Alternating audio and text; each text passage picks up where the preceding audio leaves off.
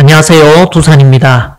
이번 시간은 7일 내복 수대 점차 증거에 대한 제를 지내게 된 내력에 대해서 얘기하고자 합니다.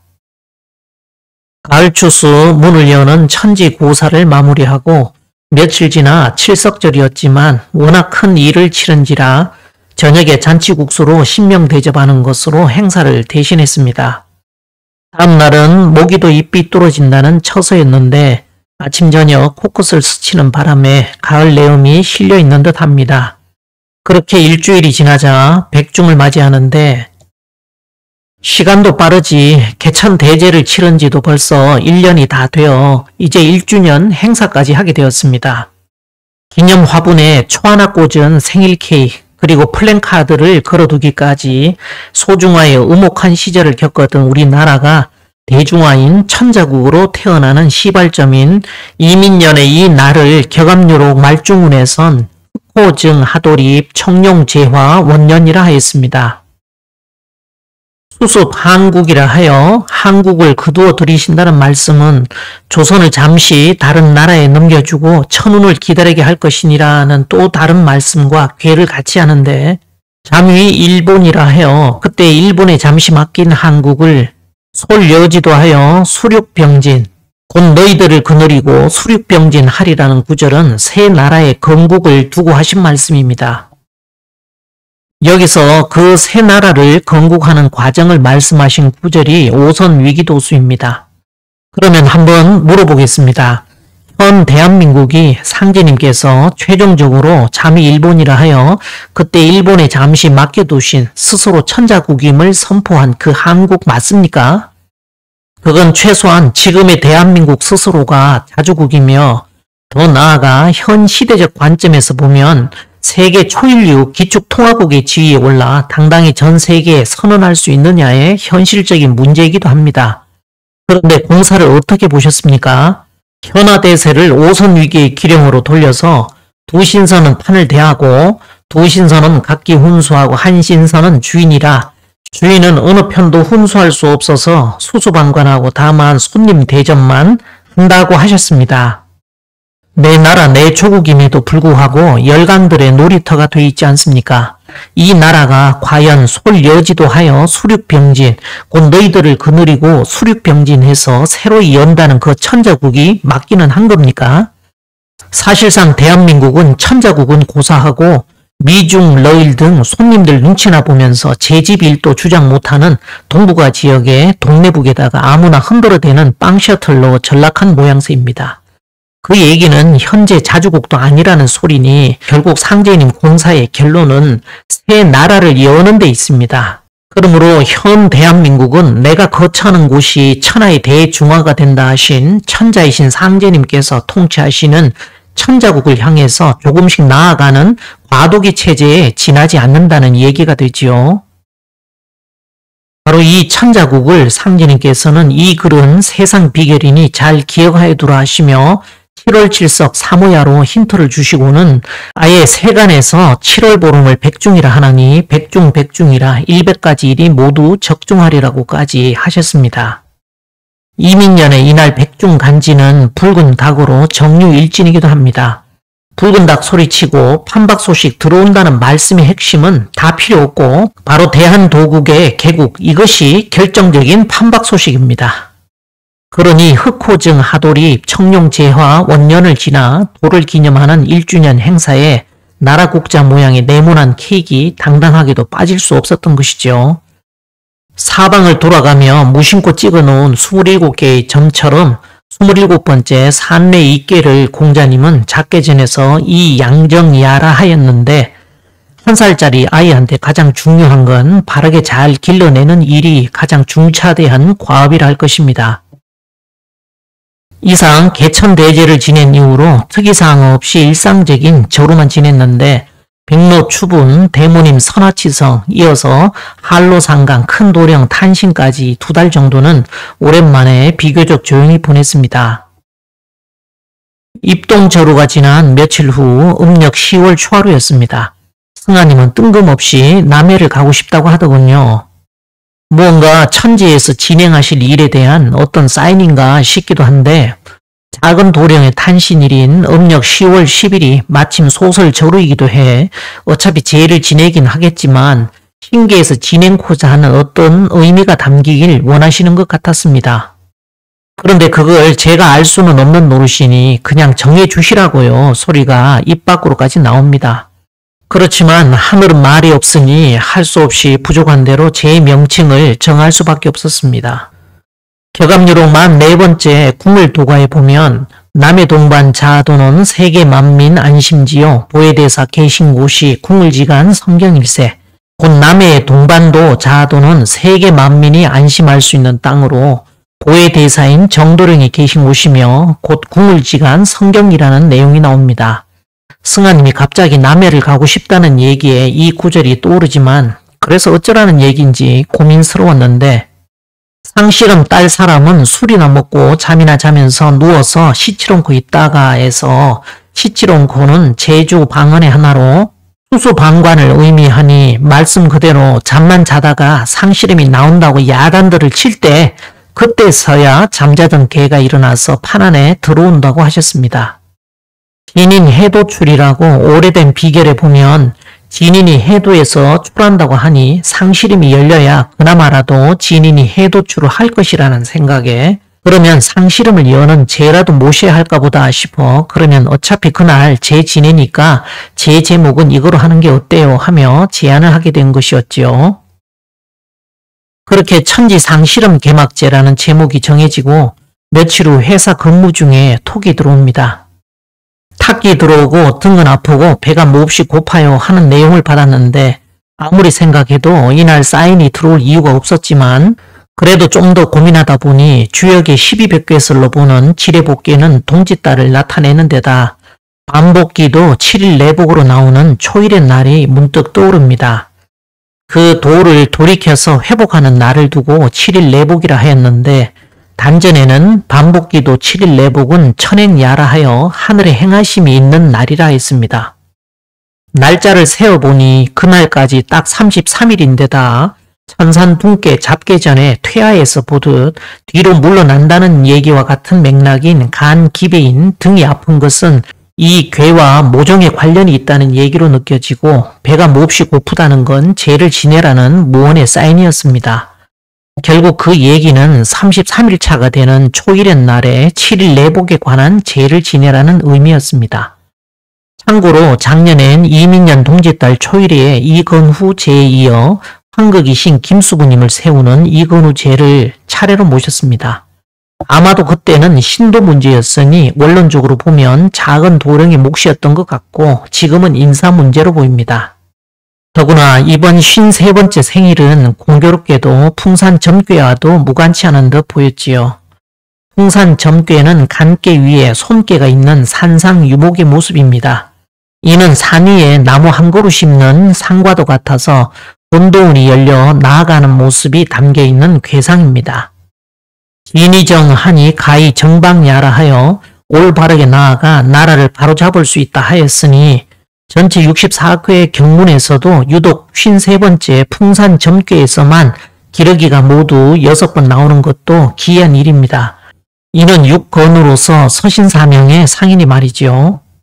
그렇게 퇴근하며 통화를 하게 되었는데 그때서야 승하님은 아침에 꿈 얘기를 합니다. 사과나무에 사과가 주렁주렁 달려있는데 모양이 못나도 저렇게 못나서 먹을 수나 있을까 싶었답니다. 이 나무 저 나무 둘러보다 높은 곳에 그나마 괜찮다 싶은 사과 하나를 기다란 점지가위로 따서는 누군지도 모르는 남자 앞에 떨어뜨리는 꿈을 꿨답니다. 이 얘기를 듣자 저는 어머니의 꿈이 생각났습니다. 속새가 누래지는 가을이었는데 그 너른 들판에 딱 한 그루의 사과나무가 있었고 그 나무에도 딱 하나의 사과만 달려있더랍니다. 한쪽은 빨갛고 다른 쪽은 살짝 포리하여 투명하면서도 탐스럽게 잘 익은 사과를 따서 드시고는 저를 낳았다고 하는데 승하님 사과꿈 얘기를 들으니 태몽이 생각납니다. 풍산점괘의 잡기 전에는 점은 여귀대의 남행야, 즉 여자가 돌아옴을 기다려 남자가 움직인다는 뜻으로 사과 하나를 기다란 천지가위로 따서는 누군지도 모를 남자 앞에 떨어뜨렸다는 것은 결국 여자의 행동이 완결된 이후에 진행을 하는 상입니다. 사실 유서에는 수대 점차 진거라 하여 이를 암시하는 구절이 나옵니다. 기러기가 나아간다는 점지지는 수대 점차 진거, 곧 수를 기다려 점차 나아간다는 의미와 같은 맥락이죠. 다섯 번째, 수천수께의 상전에 나오는 운상어천이 순이 군자 이하여 음식 일락은 구름이 하늘 위에 있음이 수이니 군자가 이를 본받아 마시고 먹고 잔치하며 즐거워한다는 뜻으로 구름이 하늘 위로 올라가서 천위에 자리함을 나타내는 지천태의 형상입니다. 음식과 관계된 자리나 임금이 하사한 음식을 받고 은혜 감사하는 글 등에 인용되기도 하는데 석괴전에서도 수자는 음식지도야라 하였고 잡괴전에서는 부진야라 하여 더 이상 나아갈 수 없는 최상의 자리를 뜻하였습니다. 집에 도착해선 서둘러 재준비를 하며 평안도생에게도 연락해 참여토록 했습니다. 웬일로 평안도생님은 왼쪽 어깨가 5시 무렵 아팠다가 전화를 받고 오면서 풀렸다는 얘기를 합니다. 64궤와 관련된 제라 진설이 끝나는 대로 33일을 앞둔 이날 천산둔 계로제라는 이름으로 제를 모시게 되었습니다. 이틀 후는 고수부님 선날이었습니다. 평소라면 당연히 제 준비로 바빴을 텐데 어떠한 재물도 땡기질 않아서 여러 번 고민하다 결국 재물을 차리질 못했는데 저녁 11시 15분경 갑자기 제 지내라는 사인이 들어오길래 드물게도 재물 없이 고수부님 선하치성을 모셨습니다. 다행히 한 커트 찍어놓은 사진이 있네요. 며칠 후 작은 도령의 탄신일인 음력 10월 10일이자 소설 절이기도 한 이날 승아님은 제 준비하느라 하루 월차까지 내었는데 준비할 게 많아서인지 저녁 7시 반이 넘어서야 천지 상실험 개막제라는 이름으로 치성을 시작하게 되었습니다. 이날 아침 승아님은 달리기 선수로 가뿐하게 뛰는 꿈을 꾸었다며 얘기를 꺼내놓는데 그걸 들으며 그래도 신기해선 무슨 경기가 열리긴 하는가 보다 그러고 말았습니다. 다음날 한 박스나 되는 막걸리를 어떻게 처리도 힘들어 칠연무 자리인 우리가 뿌리고 평안도생에겐 평사도장 주변으로 신명대접하라며 보내줬더니 이상하게 낮에 머리가 찌끈거리고 메스껍고 속이 안 좋아서 혹시나 싶어 확인했더니 그 사이를 못 참고 또 막걸리를 뿌리다 몇 모금 드셨답니다. 추궁을 하니 거짓말을 못하는 성격이라 실토를 하는데 그렇게 승아님이 한바탕을 해야 숙취 기운도 걷어주시더군요. 해로 달력이 넘어가자 계묘년의 마지막 달력만 남았습니다. 양력으로 12월 1일이 되자 승아님은 요 며칠 평상시와는 달리 계속 저녁 무렵만 되면 졸다 보니 처음엔 일 때문에 피곤해서 그런가 싶다가도 계속 똑같은 패턴이 반복되자 혹시 우리가 놓치고 있는 게 있는가 하고 자꾸 물어봅니다. 그거야 당연히 저도 궁금하지요. 신계의 뜻을 알고는 싶지만 아무것도 파악이 안 된 상태에서 무턱대고 제를 할 수도 없으니 적절한 명분을 찾는 게 일입니다.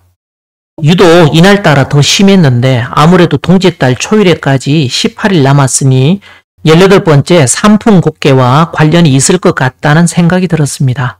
찾아보니 지뢰복계의 단전에 반복기도 7일 내복은 천행야라 하였던 것처럼 성갑 3일, 후갑 3일은 종죽유시 천행야라는 구절이 나옵니다. 이 부분은 이미 대한독일라잡이 17편 병자교로편에서 언급을 했었습니다. 대모님 재앙을 모시기 전날과 당일날을 선호천이 바뀌는 종죽유시 천행야의 때라는 취지로 얘기를 했었는데 문제는 고 원형이 천하치야라는 구절인데 원이신 대모님과 형이신 단죽 곧 환극으로 오시는 상제님 이 두 분 모두에게 해당이 되는 구절입니다. 즉 환극신을 뒷배로 둔 환극이 천하를 다스리는 치천하 도수 진행에 대한 상황인지라 이번 동짓달 초일에 7일 내복에 또 삼풍곡계에 대한 사인이 들어온 것이었지요.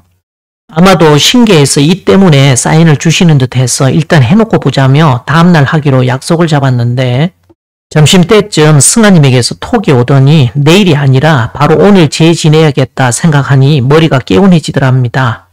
지금 생각해보니 18일 남았으면 삼풍곡계와 관련된 일이어서 그 다음날에 할 이유가 없었음에도 또 제를 지내야 한다는 부담스러움에 무턱대고 다음날로 미루었던가 봅니다. 그렇게 1시간 후쯤 법당에서 해야 할 듯 하고 재지낼 장소를 톡에 올렸더니 30분 후에 전화가 와서 받아보니 다시 머리 아파온다고 하길래 그럼 칠연무 자리에서 치성 지내는 것으로 다시 변경을 합니다. 원래 칠연무 자리는 삼성산 앞에 고정적으로 올리던 장소가 있었습니다. 그런데 어느 날부터 건물이 올라가 공사 소리도 시끄럽고 정면에 시야도 가리길래 다른 곳으로 옮길 생각을 하고 있었는데 이때 마침 승환이 오른쪽 귀가 계속 아파오길래 정혜샘 우물자리로 옮기기로 하였지요. 이목구비 중에 눈이 태양이라면 귀는 태음의 자리입니다. 태음은 달이며 물을 상징하니 우물로 옮기기로 하자 금세 통증이 사라집니다. 마침 김장하여 담근 김장김치까지 올리게 되었습니다.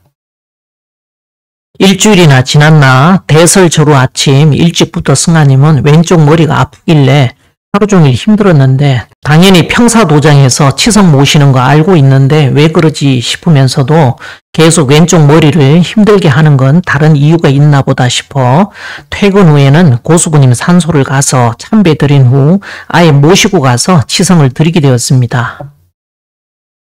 시간은 흘러 동짓달 초일회가 되었습니다. 재물 준비를 하여 저녁 7시 무렵 진설을 마무리합니다. 이어 고는 4년 음력 11월 7일 7일 내복 수대 점차 진거제에 개회를 선언하고는 천지에 4배 올리고 헌작 후 주송을 합니다. 수행 중에 100회로 기운이 들어오더니 온 몸을 순회하자 훨씬 심신이 가벼워졌습니다. 지난달부터 33일을 별로 제를 준비를 했는데 인사에서는 잘 모르겠지만 신계에선 또 하나의 도수 절차를 지나치지 않으셨나 싶습니다. 제가 끝나고 케이크 자르는데 기운이 들어오길래 좀 의외의 타이밍이라 어리둥절했습니다. 3일 후 청룡황도 대개년을 맞이하는 동지절에 법당에선 간단히 천지유기에 팥죽 한 그릇씩만 올리고 칠연무로 이동해 인정상관님께 참배하고 정혜샘 용왕전에도 인사를 드린 후 마지막 코스인 육기초로 이동해 천지 삼신께 참배를 하였습니다. 그로부터 6일 후인 동짓달 16일에 작년처럼 김수근님 몫에 환극을 세우는 이건후 제를 다시 한번 올리게 되었습니다. 사실은 온통 초일의 날에만 신경이 쓰이다 보니 제 지낸 이후 16일은 까마득히 잊어버렸는데 이날 신기하게도 저녁에 잡아 돌리시는데 갑자기 승아님은 머리가 아파오니 이게 도대체 왜 그런데 싶다가 날짜를 확인하고는 아차 싶었던 겁니다. 급하게 준비해서 제를 지내게 되었습니다. 3일 후 12월 31일 뜻밖에도 스님에게서 연락이 왔습니다.